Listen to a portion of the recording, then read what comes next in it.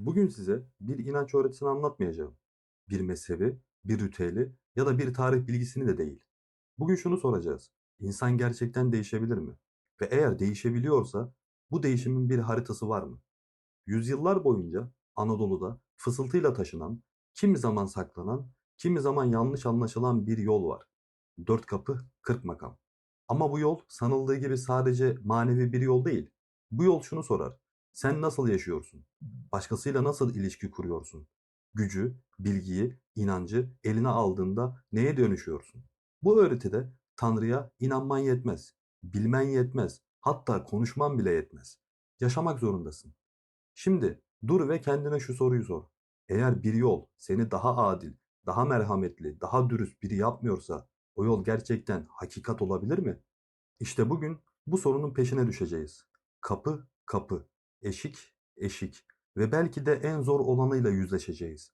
Hangi kapının önündesin ve gerçekten geçmeye cesaretin var mı? Gerçeğin arşivine hoş geldiniz. Anadolu'nun İslamlaşma ve Türkleşme sürecinde ortaya çıkan bazı yapılar vardır ki sadece bir inanç öğretisi olmanın çok ötesine geçer. Dört kapı, 40 makam. Tam olarak da böyle bir yapı. Peki bu öğreti neyi anlatır? Aslında insanın sıradan bir varoluştan başlayıp adım adım olgunlaşarak insanı kamil denilen zirveye ulaşma hikayesini. Bu yolculuk 4 ana kapı üzerinden ilerler. Her kapı 10 ayrı makamdan oluşur. Yani bu sadece soyut bir inanç şeması değil, insanın kendini dönüştürme sürecini sistemli bir şekilde tarif eden bir yol haritasıdır. Hacı Bektaşi Veli bu öğretinin çerçevesini Makalat adlı eserinde netleştirirken aslında şunu yapar. Manevi yolculuğu bireysel bir arayış olmaktan çıkarır ve toplumu ayakta tutan bir düzenin temeline yerleştirir. Burada karşımıza sadece bir tasavvuf yolu değil, aynı zamanda adaletin, ahlakın ve birlikte yaşama kültürünün inşa edildiği bir medeniyet anlayışı çıkar. Kökleri Ahmet Yesevi'ye ve onun fakirname geleneğine uzanan bu yapı Anadolu'da bambaşka bir derinlik kazanır. Öyle ki zamanla yalnızca metafizik bir öğreti değil, gündelik hayatta nasıl yaşanacağını gösteren, pratiğe dokunan bir etik sistem haline dönüşür. Peki bu kapılar gerçekte sadece sembolik aşamalar mıydı yoksa insan bilicinin katman katman açıldığı bir iç yolculuğun haritası mı? Buradan sonra her kapının ardında neyin saklı olduğuna bakmadan bu soruya cevap vermek mümkün mü? Dört kapı 40 makam düşüncesi aslında Anadolu'da bir anda ortaya çıkmış bir yapı değil. İzini sürdüğümüzde yol bizi Türkistan'a, Ahmet Yesevi'nin dergahına götürüyor.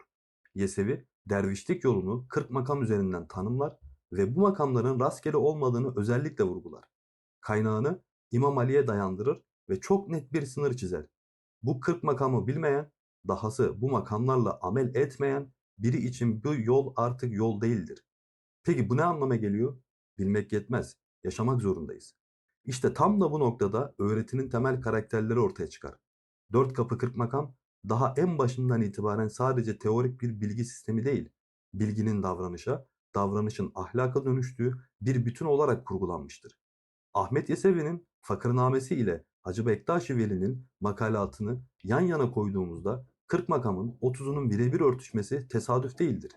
Bu benzerlik öğretinin Orta Asya'dan Anadolu'ya kopmadan, kesintiye uğramadan taşındığını açıkça bize gösterir. Ancak Anadolu'ya gelindiğinde şartlar değişmiştir.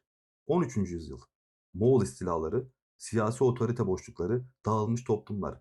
Hacı Bektaşi Veli bu kadim mirası tam da böyle bir ortamda yeniden yorumlar. Dört kapı 40 makam artık sadece bireyin iç dünyasına yönelik bir yolculuk değildir. Aynı zamanda toplumun bir arada kalmasını sağlayan, rızalık ilkesine dayanan bir yaşam modeline dönüşür. İç huzur ile toplumsal düzen aynı çizgide buluşturur. Bu derin ve katmanlı yapı zamanla halkın diliyle yeniden ifade edilir. Yunus Emre burada devreye girer. Soyut tasavvufi kavramları sadeleştirir ve birkaç dizeye sığdırır. Şeriat, tarikat yoludur varana, hakikat, marifet, andan içe ruh. Bu dizeler aslında öğretinin bütün mimarisini özetler. Dıştan içe, kabuktan öze ilerleyen bir yol. Bu yolun hangi metinlerle şekillendiğine baktığımızda ise karşımıza net bir gelişim çizgisi çıkar. Fakırname, öğretinin ilk tasnifini yapar. Makalat, Anadolu insanı için bu sistemi detaylandırır. Buyruklar, yolun erkanını ve toplumsal kuralları belirler. Fevaid, öğretinin felsefi derinliğini açar. Divan-ı Hikmet ise bu bilgiyi şiirle, sözle ve nefesle halka taşır. Bu kadar sistemli, bu kadar katmanlı bir yapı gerçekten sadece bir inanç öğretisi olabilir mi? Yoksa insanı hem içten hem dıştan inşa etmeye hedefleyen çok daha büyük bir düşünce mimarisiyle mi karşı karşıyayız? Buradan sonra mesele kapının adlarını bilmek değil, o kapılardan geçmeye cesaret edip edemediğimizdir. Akademik ve felsefi çevrelerde yapılan tartışmalar bize net bir şey gösteriyor.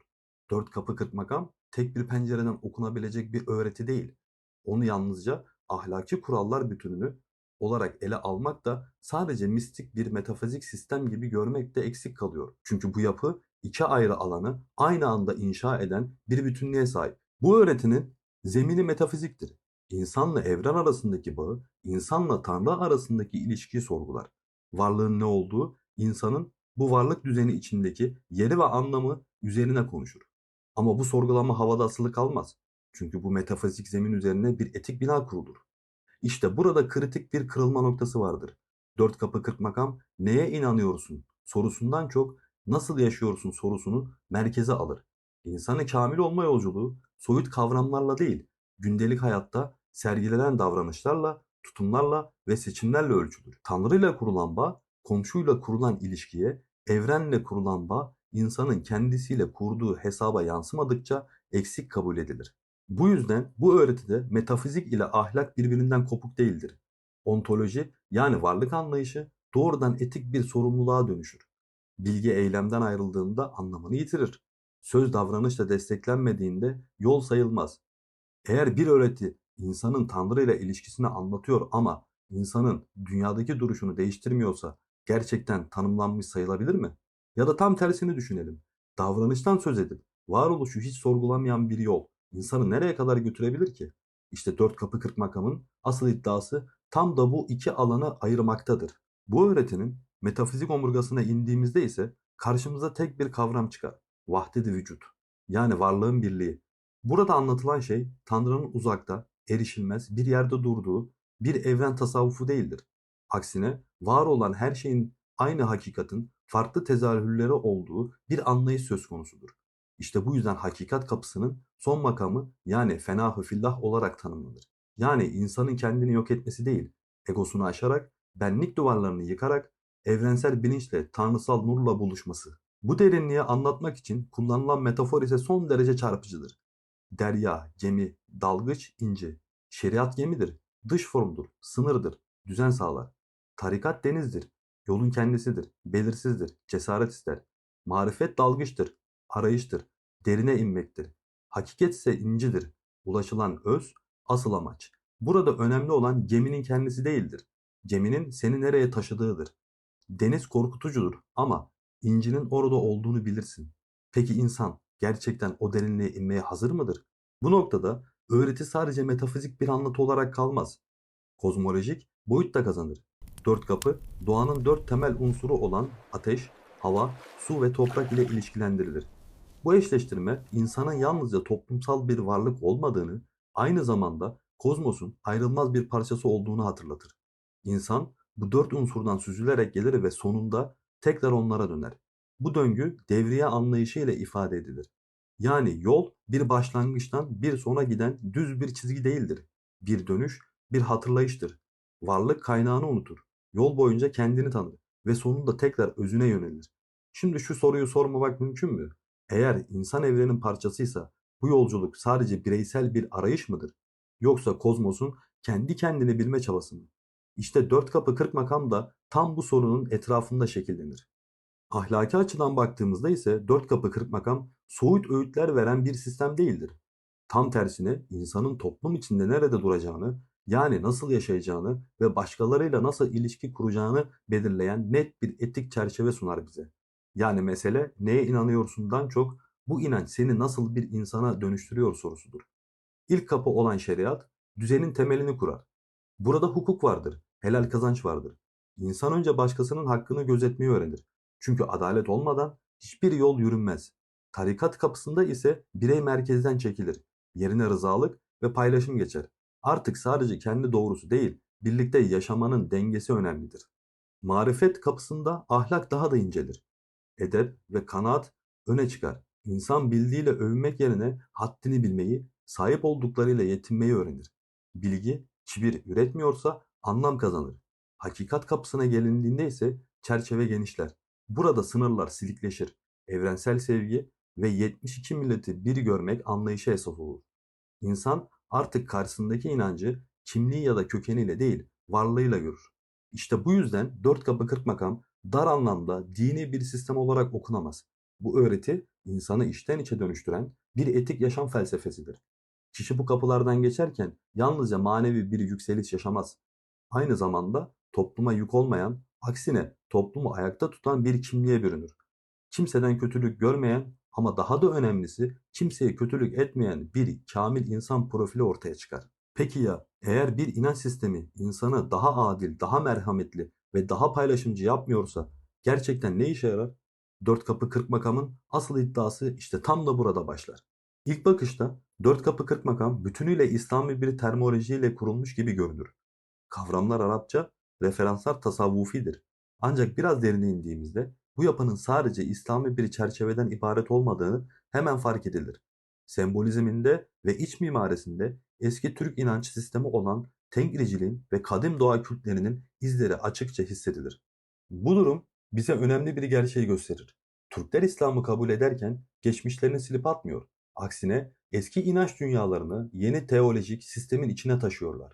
Gökyüzüyle kurulan ilişki, doğanın kutsallığı, döngüsellik fikri ve insanın kozmosun bir parçası olarak görülmesi. Bunların hiçbiri yabancı değildir. Sadece isim değiştirir. Ama anlam derinleşir. Dört kapı kırk makamın katmanlı yapısı da bu sürekliliğin bir yansımasıdır. Yol fikri, geçişler, eşikler, aşamalar. Bunlar yalnızca tasavvufa ait kavramlar değil. Eski Türk kozmolojisinde insanın varoluş serüvenini anlatan temel düşüncelerdir. İnanç değişir ama zihinsel harita aynı kalır. Burada asıl mesele şu. Bir çelişki değil, bir sentezdir. Eski olan yok edilmez, dönüştürülür. Yeni inanç yerel kodlarla anlam kazanır. İşte bu yüzden dört kapı kırk makam ne tamamen ithal bir sistemdir ne de geçmişten kopuk bir yapı. O, Türklerin tarih boyunca yaptığı şeyi yapar. Yaşadığı inancı, yaşadığı coğrafyanın ruhuyla yoğurur. Şu soruyu kendimize sorabiliriz. Bir toplum geçmişini bütünüyle inkar ederek mi güçlenir yoksa onu dönüştürerek mi? Dört kapı kırk makam bu soruya verilmiş sessiz ama son derece güçlü bir cevap gibi durmaz mı? Eski Türk inanç dünyasında evren rastgele kurulmuş bir düzen değildir. Kutsal unsur su, toprak, ateş ve hava ile dört yön doğu, batı, kuzey ve güney varoluşun temel iskeletini oluşturur. İşte bu kadim kozmoloji Malakat'taki kapı sembolizminin arka planında sessiz ama güçlü bir şekilde durur. Kapılar yalnızca ahlaki ya da tasavvufi aşamalar değil, insanın evrenle kurduğu ilişkinin sembolik eşikleridir. Bu sürekliliğin en çarpıcı örneklerinden biri Ay Atam efsanesidir. Bu anlatıda insan dört unsurun birleşimiyle var olur. Tasavvufta ise insan bu kez maddi unsurlardan değil dört kapıdan geçerek olgunlaşır. Biçim değişir ama fikir aynı kalır. Ontolojik çizgi kopmaz. İnsan ya maddeden manaya ya da manadan hakikata doğru bir dönüşüm yaşar. Sembolizm burada da derinleşir. Her kapı bir renk ve bir yön ile ilişkilendirilir. Bu eski Türk kozmolojisinin en belirgin izlerinden biridir. Örneğin ateş güney yönüyle ve kırmızı renkle anılır. Kızılkaya motifi güvercin donu. Bunlar sadece estetik imgeler değil, anlam yüklü işaretlerdir. Velayetnamelerde Hacı Bektaşi Veli'nin keramet anlatılarında bu sembollerin tekrar tekrar karşımıza çıkması tesadüf değildir. İşte tam da bu mitsel ve sembolik yapı sayesinde öğretinin Anadolu'da kök salması mümkün olur. Çünkü anlatılan şey halkın zihnine yabancı değildir. Yani bir inanç diliyle konuşur ama eski anlam haritalarını kullanır. Bu uyum dört kapı kırk makamı soyut bir tasavvufi sistem olmaktan çıkarır, yaşayan, hisseden ve benimsenen bir yol haline getirir. Eski Türk inanç sisteminde kut sıradan bir güç ya da bir soyut kutsallık değildir. Tanrı'nın hakanlara ya da seçilmiş kişilere verdiği ilahi yetki, saadet ve meşruiyet anlamını taşır. Ama bu güç kalıcı değildir. Kut ancak alçak gönüllü olana, tatlı dilli ve adaletli davranana verilir. Kişi zulme saparsa, haksızlık yaparsa kut onu terk eder. Yani güç ahlaktan bağımsız değildir. Bu düşünceye dikkatle baktığımızda dört kapı kırk makamdaki makamdan düşme ya da yoldan düşme anlayışıyla çarpıcı bir benzerlik görürüz. Manevi yol tıpkı kut gibi şartlıdır. Kimseye sonsuza kadar garanti edilemez. İnsan ahlaki çizgisini kaybettiği anda ilerlediği sandığı yoldan geriye düşebilir. Yol statü tanımaz, davranışlara bakar. Burada devreye töre girer. Töre toplumun değişmez yasasıdır. Sadece bir bireyi değil, yöneticiyi de bağlar. Keyfi değildir, kutsaldır. İşte bu anlayış dört kapı kırk makamın şeriat kapısındaki hukuk fikrine güçlü bir zemin hazırlar. Çünkü adalet kişisel yorumlara bırakılmayacak kadar önemlidir. Töreden beslenmesiyle manevi olgunluğun makamlardan beslenmesi arasında doğrudan bir paralellik vardır. Töre bozulduğunda kut nasıl çekiliyorsa etik kurallar çiğnendiğinde de manevi yükseliş durur. Bilgi varsa ama adalet yoksa yol kapanır. Güç varsa ama merhamet yoksa yol düşüşü başlar. Eğer kadim Türk inancında bile güç ahlakla sınırlandırılmışsa bir insanın yolda olduğunu iddia etmesi onu gerçekten yolda kılmaya yeter mi? Yoksa asıl ölçü her dönemde değişmeyen tek şey midir? Nasıl bir insan olduğun. Anadolu'nun manevi haritası çizilirken sahneye çıkan bazı isimler vardır ki yalnızca inancı değil, yaşam biçimini de taşırlar. İşte Rum aptalları dört kapı kırk makam öğretisinin tarihsel süreçteki en canlı, en hareketli taşıyıcıları olarak burada karşımıza çıkar. Onlar kitapta değil, yürüyerek, yaşayarak ve temas ederek yaymışlardır bu yolu. Rum aptallarının ritüel dünyasına baktığımızda karşımıza sadece ibaret biçimleri değil, öğretinin bedenle konuşan hali çıkar. Onlar için metafizik ilkeler soyut kavramlar olarak kalmaz, harekete dönüşür. Özellikle de semah. Bu anlayışın en görünür ifadesidir. Semah bir yandan Orta Asya şamanlık geleneğindeki zikir ve rast kültürünü taşır. Diğer yandan ise dört kapı kırk makam felsefesini tek bir çemberde buluşturur. Bu ritüel dünyasında dikkat çeken bir başka unsur kadın ve erkeğin birlikte ibadetlere katılmasıdır. Bu durum yalnızca tasavvufi bir tercih değil, kadim Türk geleneklerinin bu yol tarafından onaylandığının da bir göstergesidir. Ayrım değil, bütünlük esastır. Varlık parçalanarak değil, birleşerek anlam kazanır. Rum aptallarının serbest ve kalenderi yaşam tarzı da öğretinin marifet kapısıyla doğrudan ilişkilidir. Marifet kapısındaki miskinlik ve dünyayı terk et makamları pasiflik değil, dünyaya bağlanmama halidir. Aptallar için önemli olan biçimsel ibadetlerin kusursuzluğu değil, hakikat ilminin peşinden gitmektir. Şekil değişebilir ama öz sabit kalır. 18. yüzyıldan itibaren Bektaşi aptalları ifadesinin yaygınlaşması, bu toplulukların Hacı Bektaşi Veli öğretisiyle olan bağının ne kadar derinleştiğini açıkça gösterir. İşte tam bu noktada öğretinin mimarisini daha net görürüz. Dört kapı her biri onar makamdan oluşan dört büyük eşik üzerine kuruludur. Bu makamlar talibin yalnızca iç dünyasını değil, toplumun içindeki sorumluluklarını da adım adım düzenler. Yol ne sadece içe kapanan bir arayıştır ne de dış dünyayı yok sayan bir inziva. Yani bu kadar sistemli, bu kadar bedene ve hayata dokunan bir yapı gerçekten sadece bir ritüeller bütünü mü? Yoksa insanı baştan sona dönüştürmeye hedefleyen kapsamlı bir varoluş tasarımı mı? Buradan sonra kapının her birini tek tek açmadan bu soruya cevap vermemiz de artık mümkün değildir. Yolun ilk kapısı şeriattır. Bu kapı anadan doğmak olarak tarif edilir. Yani insanın sadece biyolojik olarak değil, toplumsal bir varlık olarak yeniden inşa edildiği eşik. Burada amaç insanı bir birey olmaktan çıkarıp birlikte yaşamayı bilen bir özne haline getirmektir. Düzen, ahlak, yasa ve dini kurallar. Bu yüzden bu kapının temelini oluşturur. Toplumun devamı için nikah ve aile kurumuna saygı esastır. İffeti korumak bireysel bir erdem olduğu kadar toplumsal bir sorumluluktur. Aynı şekilde haramlardan kaçınmak sadece kişisel bir tercih değil, toplumun genel ahlakını koruyan bir duruştur. Şeriat kapısı insanı toplumdan koparmaz. Tam tersine onu topluma bağlar. Topluma uymak, ortak yaşamın kurallarıyla uyum içinde olmayı ifade eder. Bu uyumun ruhu ise şefkat ve merhamettir.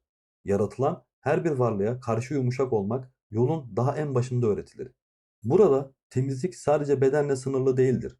Çevreye, yaşanılan alana ve hayata gösterilen özenin ifadesidir. Ve bütün bu adımların doğal sonucu olarak insan iyiliği teşvik etmeyi öğrenir. Toplumsal adalet için çaba göstermek, haksızlığa karşı sessiz kalmamaktır. Eğer insan yolun daha başında sorumlulukları kuşanamazsa, daha derin kapılara geçmeye gerçekten hazır olabilir mi? Şeriat kapısı da tam da bu yüzden ilk eşittir. Temel sağlam değilse üzerine kurulan hiçbir şey ayakta kalamaz. Tarikat kapısı yolun artık dıştan içe dönüldüğü eştir. Şeriatta insan toplum içinde bir düzen kurmayı öğrenmişti. Burada ise gözler kendi içine çevrilir. Bu kapı ikrar vermek olarak tanımlanır. Yani kişi kendi iradesiyle kötülükten vazgeçtiğine dair söz verir ve pir eşliğinde içsel yolculuğa adım atar. Artık yol tesadüflerle değil, bilinçli bir tercihle yürünür. Her şey tövbeyle başlar. Geçmiş hatalardan dönmek ve bir mürşide el vermek. Bu sadece pişmanlık değil, yön değiştirmektir. Ardından kişi mürit olmayı kabul eder. Yani yolun öğrencisi olmayı, öğrenmeyi ve eksik olduğunu kabullenmeyi. Bu kabul egonun ilk çatlağıdır. Bu kırılma sembolizmle derinleşir. Saç kesmek ve giyim eski alışkanlıklardan, benlik iddialarından sıyrılmanın dışa vurumudur. Artık insan bildiği kişi değildir. Kişi düşmanını dışarıda değil, kendi içinde arar. Nefisle savaşmak, tutkularını dizginlemek kolay değildir. Ama bu yolda tam da burada başlar. Bu mücadele yalnızca içe dönük bir arayış olarak kalmaz. Hizmet, tarikat kapısının en belirleyici adımlarından biridir. Karşılıksız yapılan her iş benliğin biraz daha erimesini sağlar. Kişi yolun merkezinde kendisinin değil, rızalığın olduğunu öğrenir. Bu dengede duygu birlikte yürür. Tanrı'nın adaletinden çekinmek, incitmekten korkmak. Ama aynı zamanda onun merhametine umut bağlamak. Ne sadece korku ne de sadece umut. İkisi de arasındaki denge insanı ayakta tutar. Yolda ilerledikçe kişi hırka ve taç giyer. Bu tarikatın disiplinine ve düzene dahil olmanın sembolüdür. Ancak bu semboller bir ayrıcalık değil, daha büyük bir sorumluluk anlamına gelir. Makam sahibi olmak, yolun kurallarını öğrenmek ve onları yaşamakla doğrulamaktır. Ve sonunda kişi fakir ve kanaat ile tanışır. Maddi zenginliği değil, manevi huzuru seçmek. Sahip olmanın değil, yetinmenin özgürlüğünü fark etmek. Marifet kapısı ise yolun artık derinleştiği eştir. Tarikatta insan nefsini terbiye etmeye başlamıştı. Marifette ise kendini tanımaya yönelir. Bu kapı nefsini bilmek olarak da tanımlanır. Bilgi burada kitapta kalmaz. Sezgiye, irfana ve hikmete dönüşür. Artık insan sadece öğrenmez, okur. Kendini, hayatı ve varlığı okur. Bu kapının temelinde edep vardır. Her davranışta ölçüyü korumak, sözde ve sükutta daha da haddini bilmektir. Marifet sahibi bilgisini bir üstünlük aracı olarak kullanmaz. Aksine cömertlikle paylaşır. Elindekini olduğu gibi bildiğini de saklamaz. Çünkü bilgi paylaşıldıkça derinleşir. Burada haya ahlaki pusuladır. Yanlıştan utanmak, haksızlıktan içsel bir rahatsızlık duymak. Bu duygu kaybolduğunda marifet de anlamını yitirir. Yol insanı sınamaya devam eder. Bu yüzden sabır marifetin vazgeçilmezidir. Zorluklar karşısında direnç göstermek, isyan etmeden yürüyebilmektir. Marifet kapısında ise yol edebi belirleyicidir. Mürşide ve yoldaşlara karşı kusursuz bir davranış ve bu bilincin dışa vurumudur.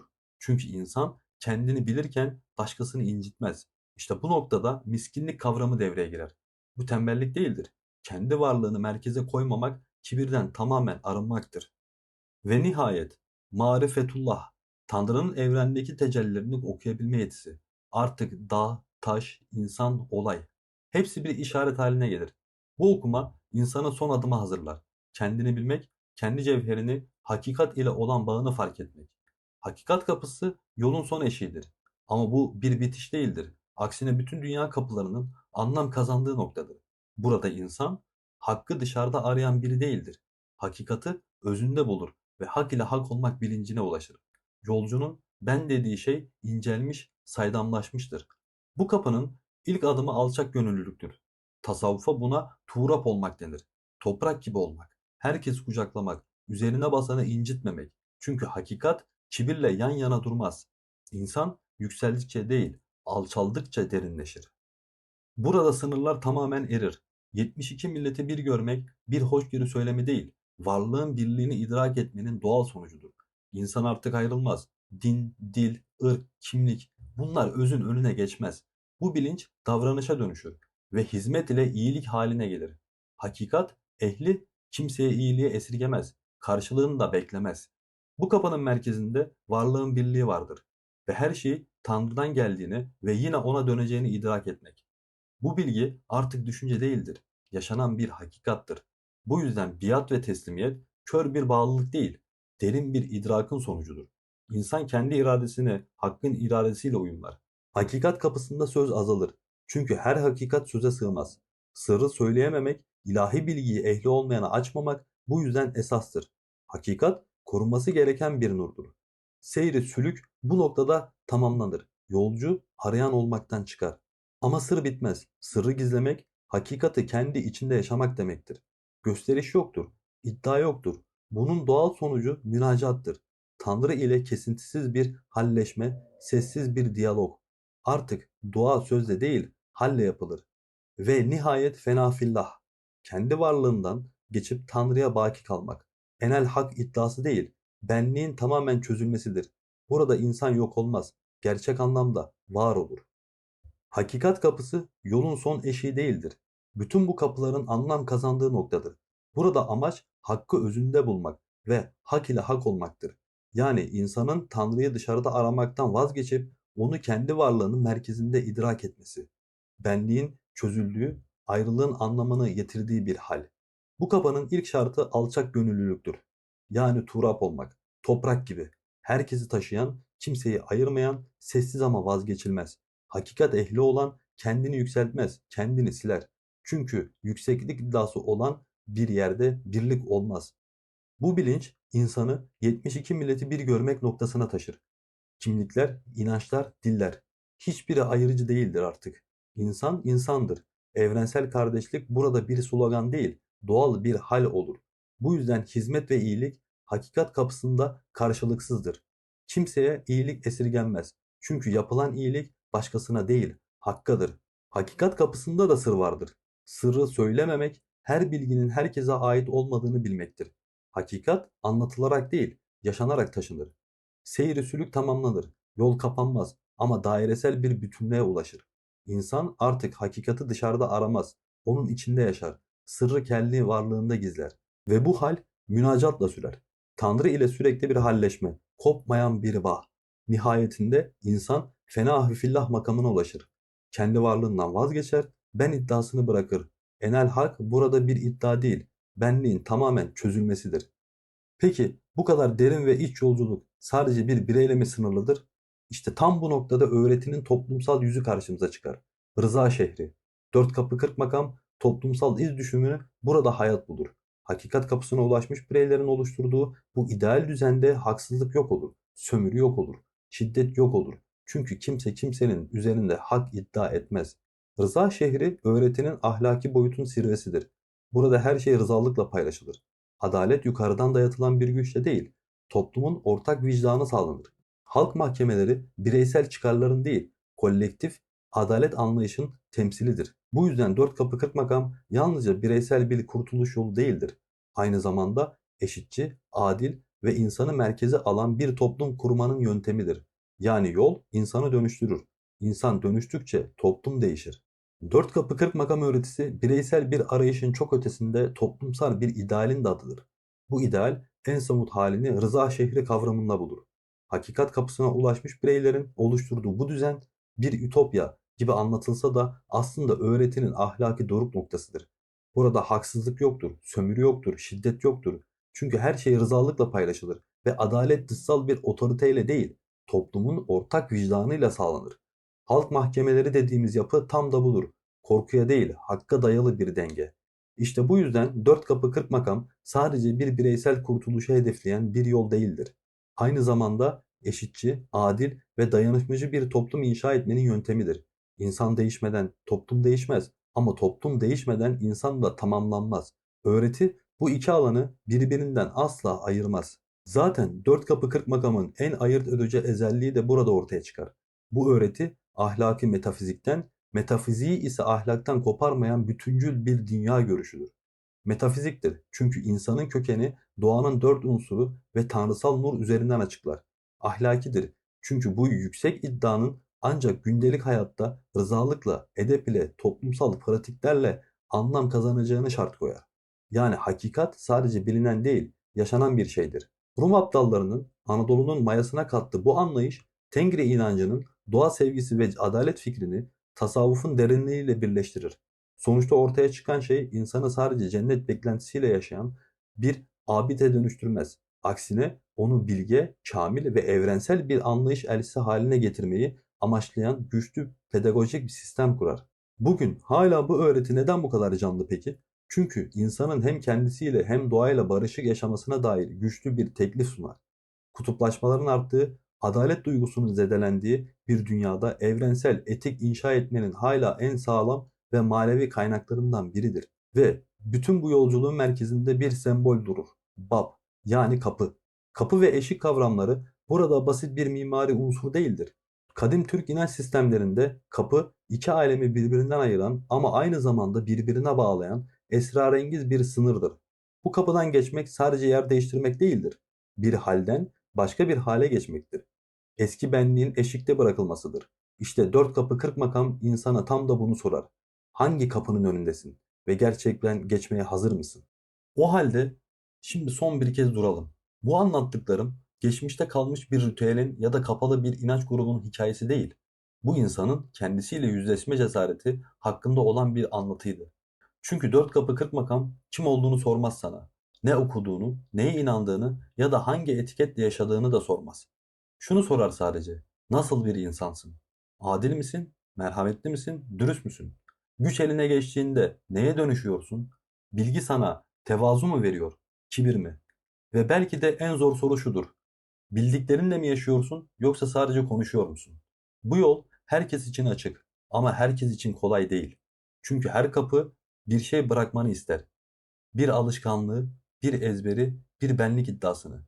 Eşik de tam da bu yüzden kutsaldır. İçeri girmeden önce durman için, eğilmen için, kendini kandırmaman için.